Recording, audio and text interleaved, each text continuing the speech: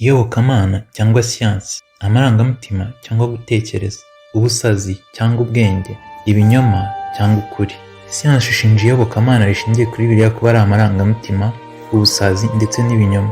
Mbese ibi birego bifite ishingiro. Ikaze nanone muri gahunda ya Baza Bibiliya. Turi mu kinyejana cya 21, siyansi yabaye insimbura iyobokamana. Bisa naho umuntu wese uri ku isi afite amahitamo agomba gukora hagati yo kwemera siyansi cyangwa iyobokamana. Aha turavuga iyobokamana ryahishuriwe muri Bibiliya. Isi ya siyansi igeze aho ifata bamwe mu bahanga mu bya siyansi bemera Imana nk'aho ari igitutsi kuri bo ndetse no kuri siyansi ubwayo.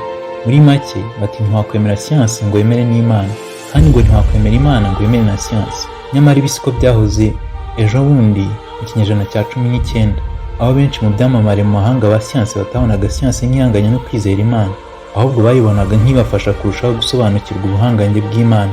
Ibi bitera kwibaza niba abo bahanga muri siyansi bo mu kinyejana cya 19 n'ibinyejana byabanje bakwitwa inkingi za siyansi igezweho nka Sir Isaac Newton, Johannes Kepler, Louis Pasteur, Leonard Euler, Michael Faraday, niba bari abasazi. Abo bafite byinshi bavuze ku kuba baterwa kwemera Imana na siyansi, uko turi buze kubibona tugana ku musozo. Gusa twakwibaza niba batari abahanga koko, cyangwa niba isi y'ubu atari imaze gutakaza gushyira mu gaciro. Twifashishije icyo Bibiliya ivuga kuri siyansi n'icyo siyansi ivuga kuri Bibiliya, tureba hagati ya Bibiliya na siyansi igishyira mu gaciro icyo ari cyo. Mu yandi magambo, ni ikihe cyubakiye ku gutekereza, reason and logic, atari ku marangamutima ya kimuntu? Ngiki kibazo turi buganireho muri Baza Bibiliya y'uyu munsi.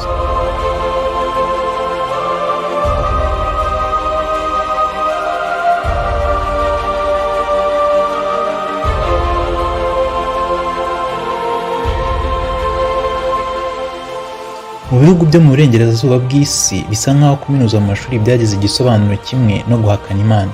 Nta kabuza iki cyorezo kiri gukwira ku isi ndetse n'iwacu muri Afurika cyangwa se mu Rwanda. Urugero, muri Leta Zunze Ubumwe za Amerika abaturage 90% bavuga ko bemera Imana, ariko mu baturage bize 60 gusa ku ijana nibo bemera Imana. Muri abo bize, mu bize siyansi 40% gusa nibo bemera Imana. Naho byagera ku ntore, abitwa the elites cyangwa se abavuga rikijyana muri siyansi, 7% gusa byabo nibo badashidikanya igitekerezo cy'Imana munini, kuvuga ngo nibo bemera Imana. Ni ukuvuga ngo icyo bitwereka ni uko umuntu agenda azamuka mu kwiga siyansi, ahanini niko agenda akena mu iyobokamana.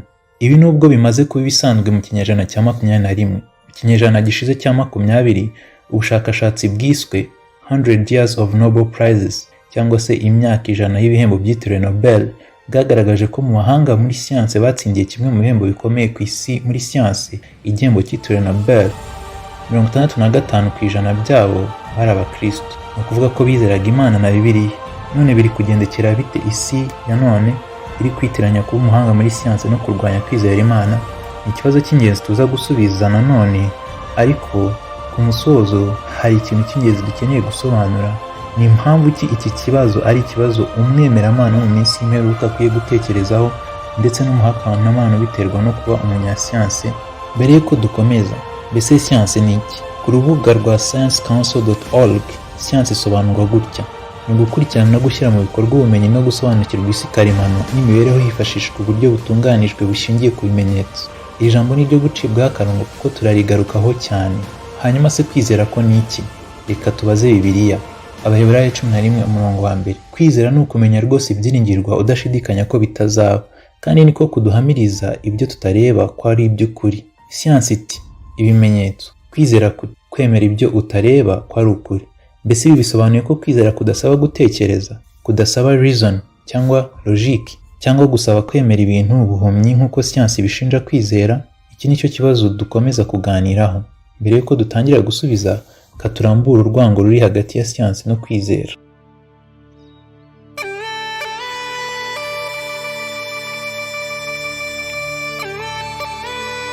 Uko twabibonye, siyansi isobanura ibiriho ku isi ikoresheje ubushakashatsi bushingiye ku bimenyetso, naho kwizera ko gutuma umuntu afata ibyo atarabona nk'aho abibonye, ndetse kukamubera igihamya cy'uko ibyo atabona ari ukuri.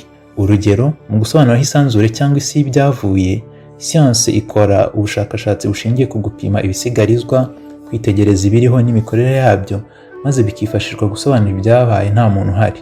Mu binyuranye n'ibyo, kwizera gusaba ko umuntu yemera ijambo ryanditswe muri Bibiliya rigira riti mbere na mbere Imana yaremye ijuru n'isi. Mbese muri ibi byombi ni ikihe gishyira mu gaciro? Kugira ngo turebe igishyira mu gaciro turifashisha impamvu zigera kuri 3 siyanse iheraho ivuga ko kwizera Imana na Bibiliya nta gutekereza neza kurimo. Hanyuma dusuzume niba izo mpamvu ari ukuri koko cyangwa se niba ibyo ari byo bihama siyanse ubwayo ko idashyira mu gaciro. Impamvu ya mbere, kuba umwizera bitewe na Bibiliya ukaba umukristo ni ingaruka yo kuba waravukiye mu gihugu cyangwa mu muryango w'abakristo. Iyi ni impamvu yateye abantu benshi guhakana iyobokamana ndetse no guhakana Bibiliya bati ibi byose byatewe no kuvukira no kwigishirizwa aho abakristo bari. Bityo abanyasiyanse benshi bati idini ni umuco. Urugero, dukoresha izina Gakwaya. Iyo Gakwaya wo mu Rwanda avukira mu Buhinde ari kuba umwe mu Bahindi, akizera mu Mana zikubye inshuro 7 abaturage b'umugabane wa Oceania, ni ukuvuga Imana zirenga 330,000. Naho iyo avukira muri Iran yari kuba umwe mu bayoboke b'idini ya Islam, cyangwa se yavukira mu Bushinwa akaba umuhakanamana w'umukomunisite nk'uko abaho bari. Yavukira muri Korea y'Amajyaruguru akaba yakunamira abaperezida bakomoka kuri Kim Sung. Bityo kuri Richard Dawkins, umwe mu bahakanamana bahagarariye abandi bariho mu bihe byacu, yakwemeza ko Gakwaya ko yaravukiye mu Rwanda aho abarenga 90% y'abakristo afite amahirwe yo kuba umukristo. Iyi ni nayo yabaye intandaro ikomeye yo kugira ngo Richard Dawkins atangire guhakana kwizera Imana kwa gikristo. Reka dusuzume iki kintu. Bisa nkaho uku gutekereza gufite ukuri kandi gushyize mu gaciro, cyangwa se kuri logical, ariko reka dusuzume ko gushyize mu gaciro koko. Iyo Richard Dawkins n'abahakanamana bo muri siyanse bavuze ko iyobokamana rishingiye ku hantu umuntu avukira, bityo rikaba ari ibitekerezo umuntu yinjizwamo aho kuba rishingiye ku kuri, ubwabo baba bahamya ko badashyize mu gaciro muri logic. Kubera iki? Ndabisobanura. Kubera ko mbere na mbere akenshi ubwabo usanga baravukiye mu bihugu bya gikristo. Urugero, Richard Dawkins ubwo yavukiye mu gihugu cy'Ubwongereza, igihugu mu gihe cy'abakristo b'abaprotestanti bari biganje, ndetse n'umuryango we bari abaprotestanti b'abaluterani, ariko ahitamo kuba umuhakanamana atitaye ku idini ry'iwabo. Icya kabiri, usanga mu bihugu urugero byiganjemo abahindu cyangwa se abahakanamana b'abakomunisite cyangwa ibyiganjemo abasilamu hataburamo abakristo bahindutse. Bityo rero aha Bibiliya niyo ishyira mu gaciro, ivuga ko buri wese afite amahitamo yo kwemera kwizera cyangwa se kutakwemera, kandi aya mahirwe ni aya buri wese, kuko Bibiliya igira iti nuko iyo minsi yo kujijwa Imana yarayirengagije, ariko none itegeka abantu bose bari hose kwihana, kuko yashyizeho umunsi wo guciraho urubanza rw'ukuri bari mu isi bose. Byakozwe n'intumwa 17:30. Kandi bihamya bigaragaza ko abemera irarika bose bahinduka batitawe kuko bavutse birahari. Icya gatatu kigaragaza kudashyira mu gaciro kw'abanyasiyanse kuri iyi ngingo y'uko abantu bemera idini ry'aho bavukiye, bityo idini rikaba rishingiye ku muco kuruta ukuri, ni uko ibyo bavuga bivuguruza gutekereza neza logic. Reka twongere dufate urugero rwa Gakwaya wavukiye mu Rwanda akaba agira umuco wo kujya gukora umuganda buri kwezi. Reka tuvuge ko Gakwaya yagiye mu bihugu bitandukanye kwigisha abaturage babo gukora umuganda kugira ngo igihugu cyabo gise neza nk'uko biri mu gihugu cye. Tuvuge ko ageze mu Buhinde, umwe mu Bahindu ati oya, ibyo gukora umuganda urabivuga kuko uri umunyarwanda uvukiye mu Rwanda babikora, twe inaha si umuco wacu, bityo ibyo uvuga ntibikwiriye. Mbese ninde munyasiyanse washyigikira umuturage w'umuhindi? Nta kabuza yafatwa nk'udashyira mu gaciro wamushyigikira. Kuba Gakwaya yaravukiye mu Rwanda bakora umuganda akaba awukora kuko yahavukiye ntibisobanuye ko abahandi badakwiye kuwukora ngo ni uko byaturutse mu Rwanda, cyangwa ngo bibuze ko umuganda ari ikintu cyiza cyakorwa n'abavukiye aho kidakorwa. Ni kimwe rero no kwizera kwa Bibiliya. Niba naravukiye mu muryango cyangwa se igihugu cyizera Bibiliya, cyizera Imana, nanjye nkabyizera, ibyo ntibituma kwizera Bibiliya bihinduka amarangamutima adakwiriye, cyangwa ngo biyihindure ikinyoma gishingiye ku muco gusa, nk'uko kuba umuganda utarakomotse mu Buhinde bitagirwa ikinyoma ku baturage b'Ubuhinde. Iyo abanyasiyanse bitwaza ko abantu bahinduka bizera bitewe n'aho bavukiye, maze bagahera ko bahakana ko kwizera Bibiliya n'Imana bidashingiye ku kuri cyangwa ku gushyira mu gaciro, baba bagaragaje bo ubwabo kudashyira mu gaciro ku bw'izo ngingo 3 tubonye. Reka dusuzume impamvu ya kabiri siyanse iheraho ivuga ko kwizera Imana ya Bibiliya nta gutekereza neza kurimo. Igira iti kwizera ni ubuhumyi, ariko siyanse yo ishingira ku bimenyetso. Ibimenyetso ni rya jambo twari twavuze gucaho akarongo nk'uko twabonye ko ibimenyetso ari ishingiro rya siyanse. Richard Dawkins nanone mu gitabo cye yise God Delusion, ikinyoma cy'ubumana, uyu muhakanamana usa n'aho ahagarariye abanyasiyanse batemera Imana ahamya ko kimwe na bagenzi be. Kwizera Imana bishingiye ku buhumyi, kuvuga ngo ntigufite evidence cyangwa se ibimenyetso bifatika. Avuga akurikije inyigisho y'abanyasiyansi yiswe the God of the gaps cyangwa se Imana y'ibyuho. Iki ni igitekerezo cy'abanyasiyansi gicunje ubunebwe abantu bizera ko Imana yaremye iriho. Bati ko abakristo bananirwa gusobanura ibintu bimwe bituma bashaka kuvuga ko Imana ariyo yabiremye, bityo bakaziba icyo cyuho cyo kudasobanukirwa maze bakiremera icyo bita Imana iziba ibyuho. Reka twiyumvire neza Dawkins abisobanura. Icyo siyansi ubu yagezeho ni ukurenga gushaka kwitirira ibintu biriho umuremyi. Ibi ni ibintu by'ingenzi cyane kuko abantu bararikira cyane gusobanura ibintu babyitiriye umuremyi, kubera ko tumenyereye cyane gusobanura ibintu mu isi yacu nka televiziyo, kamera, amatara, ibintu byose dukora, imyambaro twambara, intebe twicara, buri kintu cyose kituzengurutsa aba ari ikintu cyakozwe n'abantu. Bityo ibyo bitubera ikigeragezo cyo kwizera ko ibintu biriho nk'inyenyeri, imisozi, imigezi hari uwabiremye. Ni ikintu gikomeye ubwenge bwa muntu bwaba bwarigeze kugeraho, kubona ko hari ubusobanuro burushijeho kuba bwiza bw'ibyaremwe, ko ibintu byose bishobora kubaho bitewe n'impamvu zisanzwe zitari umuremyi. Muri make siyansi igira iti nubwo musanzwe tuzi ko nta gikoresho cyabaho kitaremwe, ariko turakubwira ko nubwo isi ikoze neza inshuro amamiliyari menshi kuruta ibikoresho byose, ntabwo yaremwe, yabayeho kubw'impanuka ndetse ntabwo isaba umuremyi kugira ngo ibeho.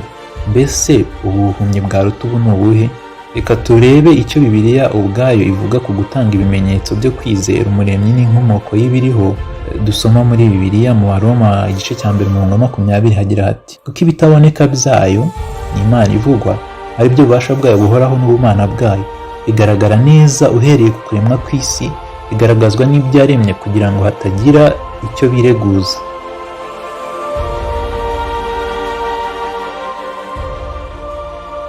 Mu yandi magambo, Imana iragira iti nubwo ntagaragara natanze ibimenyetso bigaragaza ko mpari. Ibyo ni ibyaremwe. Nk'uko intebe itabaho nta mubaji, ni ku isi ibiti, amazi, inyamaswa n'ibiriho byuzuye ubwiza bitabaho nta muremyi. Iki nubwo ari igitekerezo cyoroshye kumvwa n'umwana, biracyaguha intiti zo muri siyansi kwemera ko buri gihangano cyose cyiza kiba gifite umuhanzi, ariko ntibibuza kwirata ko ishingira ku bimenyetso. Kwizera Imana bigashingira ku buhumyi. Aha nawe wakwitiramo niba siyansi ari ifite ibimenyetso cyangwa kwizera Imana ariko gufite ibimenyetso, kuko uru ni urubanza rw'urucabana. Mu gihe tukibitekereza ukadukoresha urugero rufatika rugufasha guca urwo rubanza. Uri umuhinzi, uri kugenda mu muhanda maze utoragura telefone, urayicana iraka, ubona irakora neza utazi aho yavuye. Maze umunyasiyanse, reka tuvuge uyu Richard Dawkins, araje arakubwira ati iyo telefone uzi uwayikoze? Uti oya. Ese uzi uko iteranijwe? Uti oya. Yarangiza ati kuko tutazi uwayikoze n'uko yayikoze, ubwo yabayeho kubw'impamvu zisanzwe z'impanuka, ntabwo yigeze ikorwa. Harya ubwo wamufata nk'ushyira mu gaciro? Ariko haje umwizeramana w'umuturage mugenzi wawe akakubwira ati iyi telefone nubwo tutazi uwayikoze, ariko kuba ihari ikora neza, uwayikoze ni umuhanga pe. Igihamya cy'uko hari uwayikoze ni uko telefone ubwayo ihari. Harya ubwo hari wamufata nk'udashyira mu gaciro nubwo yaba atarizi? Rero siyansi yirengagiza ibimenyetso biranga umuremyi, igahitamo kudashyira mu gaciro ihamya ko hari igikoresho cyabaho kidafite uwagikoze. Bityo rero niyo yemera kuba impumyi, ariko kwizera Imana ya Bibiliya gufite ishingiro nubwo ibyo guhamya bitagaragara, ariko kuba gufite ibimenyetso bigushyigikira. Nk'uko umwanditsi Ellen G. White abivuga mu gitabo cye Gana Yesu igice cya 12 agira ati ntabwo Imana yatubwira yuko dukwiriye kwizera itabanje kuduha ibihamya bihagije byo gushyigikira kwizera kwacu. Iby'uko Imana iriho n'uko ijambo ryayo ari ukuri byose bishingiye ku bihamya byinshi bidahakana. Muri make kwizera Imana gufite ibimenyetso Imana yamaze gutanga bitagishwa impaka. Kwizera si ubuhumyi.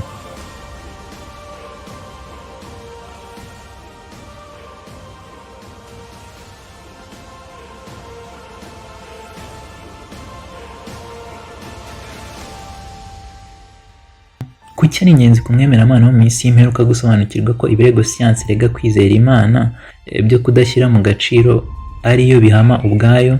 Impamvu nuko siyansi iri gukoreshwa nk'aho ariyo soko y'ubumenyi bugomba kugira ijambo rya nyuma ku buryo tubaho, guhera ku buzima bw'imyororokere, ku byo turya, ku byo tugomba kwizera, ku buryo tugomba kwivura ndetse n'ibindi. siyanse ntihora mu kuri. Akenshi imiti yakoreshwaga mu myaka 50 ishize usanga itagikoreshwa kuko havumbuwe ko ifite ingaruka mbi, kuko siyanse igenda ihindagurika. Mbese ikintu gihora gihindagurika gutyo cyagera gute ijambo rya nyuma ku buzima nk'ikitavuguruzwa? Igishaka kuvugwa ahangaha si uko siyanse itakoresha ukuri. Hari ibyo ikoresha ukuri, hari n'ibyo ibasha gusobanura, ariko hari n'ibyo itabasha gusobanura. Igihe rero siyanse ifatwa nk'itavuguruzwa ndetse ko yaba hejuru ya Bibiliya, bikwiye kutemerwa kuko twabonye ko siyanse buri gihe idashyira mu gaciro, ahubwo kwizera Imana akaba ariko gushyira mu gaciro. Abanyasiyanse birengagiza ibimenyetso bihamya idini ko atari umuco, ahubwo ari imyumviriza ku bw'umutimanama w'umuntu ku giti cye. Icya kabiri, siyanse yirengagiza ibimenyetso bigaragaza ko ibiriho bifite umuremyi. Ibaze rero niba iyi ariyo mitekerereze y'abanyasiyanse bayoboye abandi, ab'isi iri kuvuga ko tugomba kumvira nk'aho bavuga ukuri muri byose, byaba ari akaga kumvira ijwi rya siyanse nkumvira ijwi ry'Imana ihoraho. Siyanse nziza ituyobora ku Mana, ntisimbukuruza ngo ihakane ibyo idashobora gusobanura kandi biriho. Katurebe bamwe mu bahanga muri siyanse biyafashije kwemera Imana aho kuyihakana. Sir Isaac Newton wavumbuye amategeko agenga rukuruzi y'isi n'ibiri mu isanzure, force de gravité, yanavumbuye ko bitashoboka ko iyo mbaraga yiremye.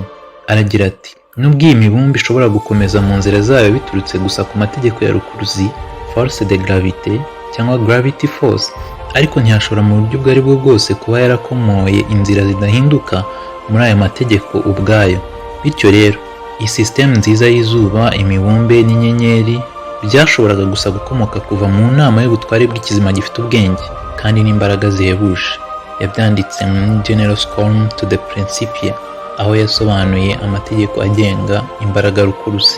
Profesa w'imibare uzwi cyane John Lennox wo muri kaminuza ya Oxford yagize ati, biri kure cyane ko siyanse yaba yarashyinguye Imana. Ntabwo ubuvumbuzi bwa siyanse bwerekana ko Imana iriho gusa, ahubwo isi ya siyanse ihabwa agaciro n'uko Imana iriho. Dukwiye gukora siyanse, ariko siyanse twigisha Imana, Imana ikadufasha kumva siyanse kurushaho.